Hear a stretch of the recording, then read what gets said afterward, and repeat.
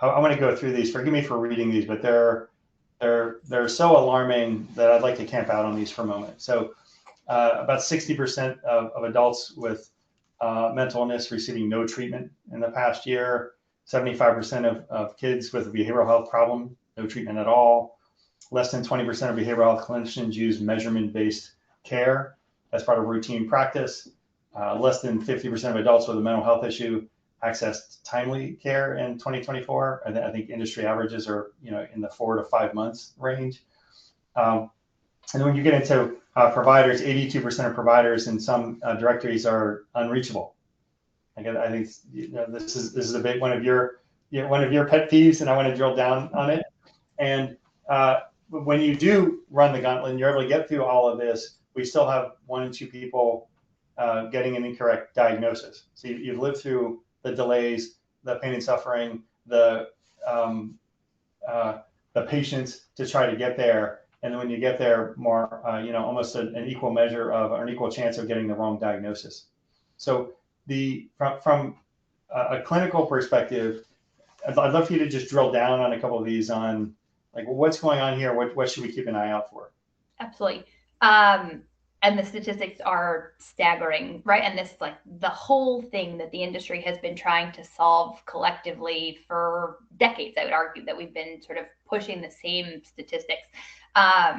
When I was at Horizon and we were first starting to build this ecosystem to serve as a supplement to the rest of the network that eventually would become NovaOne, our goals were, because the statistics looked quite similar, how can we solve for stigma, which I think over time has sort of, people have now become more aware of the benefits and the needs of mental health care, the access challenges, which you highlighted in these stats, which there have been so many point solutions that have come to the market over the course of the last decade in an attempt to solve the access problem, but they all have not been able to really move the dial on whether or not people are getting better.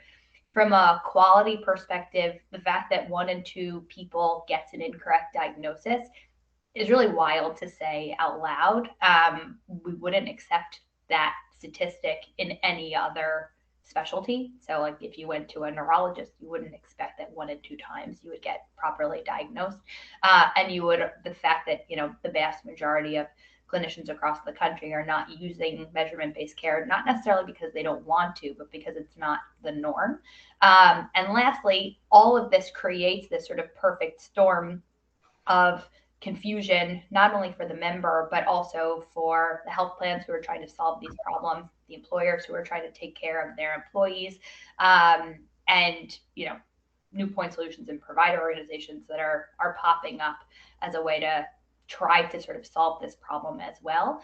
I think it creates a perfect opportunity for BS, to be frank, because there is just so much confusion that it can perpetuate this sort of thought that any company that pops up that says that it's going to solve any of these challenges might be looked at as a silver bullet if you don't dig deeper.